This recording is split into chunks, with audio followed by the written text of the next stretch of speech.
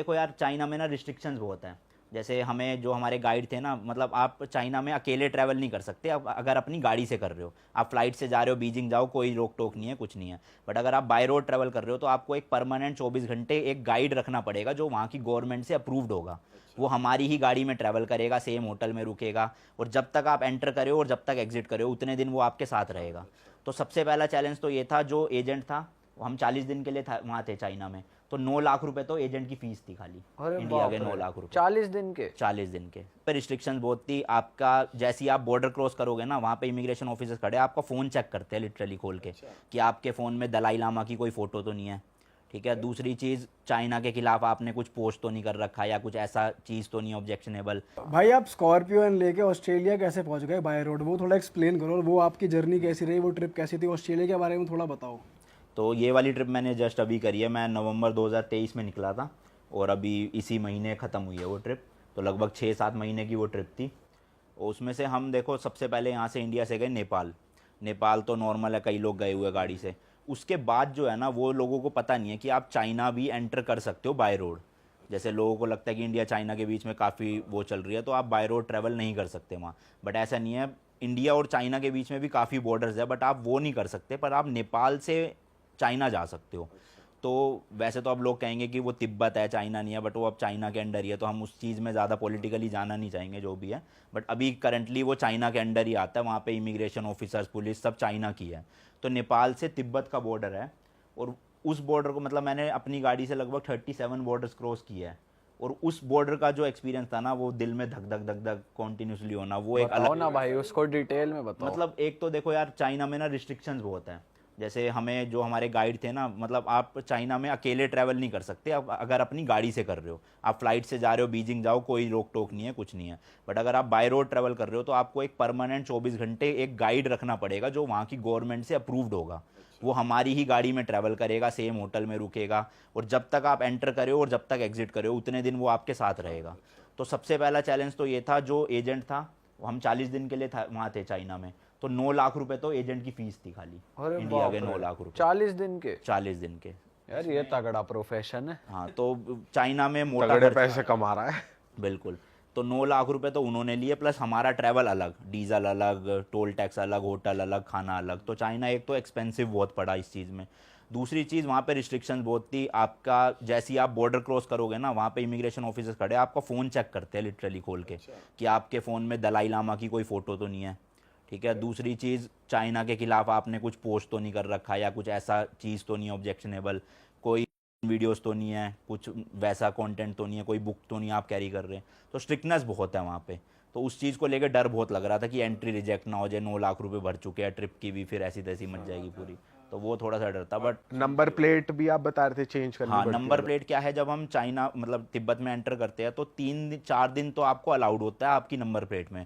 फिर उसके बाद एक शहर आता है सिगात्से करके, तो वहाँ पे उनकी रोड अथॉरिटी है जो नंबर प्लेट इशू करती है। फिर वहाँ से आपको अपना एक चाइनीज़ ड्राइविंग लाइसेंस देना पड़ता है, और नंबर प्लेट लेनी पड़ती है जो चाइनीज़ में ही लिखी होती है। फिर आप आगे ट्रैवल कर सकते उसमें कितना खर्चा आता है? हो। वो सब एजेंसी का फीस में इंक्लूडेड है। अच्छा। जो वो है ना नंबर प्लेट और लाइसेंस, वो एजेंसी देखती है पूरा का पूरा। ठीक है, आप चाइना पहुंच गए, फिर उसके बाद? फिर उसके बाद चाइना के बाद हम सीधा गए नीचे, लाओस करके कंट्री आती है वहाँ पे। तो लाओस के बाद हमें जाना था वियतनाम, बट वियतनाम ने एंट्री दी नहीं। उन्होंने कहा कि आपका स्टीयरिंग व्हील राइट साइड है, तो हम आपको एंट्री नहीं दे सकते। तो वो कह रहे थे एम्बेसी से जाके लिखवा के ले आओ कि उनकी गारंटी है कि आप कुछ भी एक्सीडेंट करते हो या कुछ करते हो तो एम्बेसी देखेगी। अब ऑब्वियसली इंडिया आना, एम्बेसी से लिखवाना, सो झमेले करना, तो हमने वियतनाम छोड़ ही दिया फिर। तो हम सीधा लाओस से गए कंबोडिया।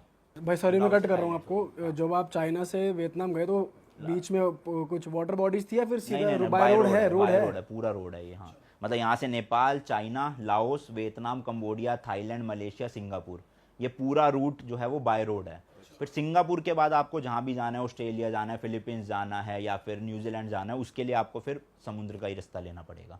तो हमारा प्लान था कि हमें सिंगापुर से गाड़ी शिप करनी थी ऑस्ट्रेलिया। बट ऑस्ट्रेलिया का भी ना एक रूल है, वहाँ की ना जो बायोडाइवर्सिटी है ना, वो उसको प्रिजर्व रखना चाहते हैं। तो जब आप फ्लाइट से भी जाओगे ना, वो आपके जूतों में मिट्टी लग रही है वो चेक करेंगे कि मिट्टी नहीं ला रहे आप दूसरे देश की, आप दूसरे देश का कोई फ्रूट नहीं ला रहे, कोई पत्ते नहीं ला रहे। तो ऐसी गाड़ी की इंपोर्ट को लेके भी ना बहुत रिस्ट्रिक्शंस है। तो उसकी वजह से जो एजेंसी थी ना वो कह रही थी कि 50 दिन लगेंगे कम से कम, शिपिंग प्लस क्लियरेंस मिला के। फिर हमने सोचा कि अब 50 दिन करेंगे क्या, उससे बेटर हमने गाड़ी वहीं छोड़ दी और हम ऑस्ट्रेलिया चले गए फ्लाइट से। और ऑस्ट्रेलिया में हमने ले ली टेस्ला रेंट पे, और फिर मैंने ऑस्ट्रेलिया जो है वो टेस्ला से कवर। अच्छा, टेस्ला का कैसा था भाई एक्सपीरियंस? बहुत बढ़िया, मज़ेदार। मतलब वहाँ पे ऑटो मैंने ड्राइव पे डाल दिया हाँ आपने? हाँ ऑटो ड्राइव बढ़िया। और फर्स्ट टाइम था मैंने इलेक्ट्रिक गाड़ी चलाई। मतलब कोई मेल फंक्शन कुछ नहीं हुआ? कुछ भी नहीं, कुछ भी नहीं। आप महंगी से महंगी स्पोर्ट्स कार ड्राइव कर लो, लेकिन जो इलेक्ट्रिक कार में पंच मिलेगा ना वो आपको किसी पेट्रोल डीजल गाड़ी में नहीं मिलेगा। तो मैंने तो आते ही सोच लिया कि एक इलेक्ट्रिक गाड़ी लेनी है। फिर इंडिया में आते ही बुक करवाई नेक्सॉन ईवी की। मतलब जो चलाने की क्वालिटी है ना वो नेक्स्ट लेवल है उसकी।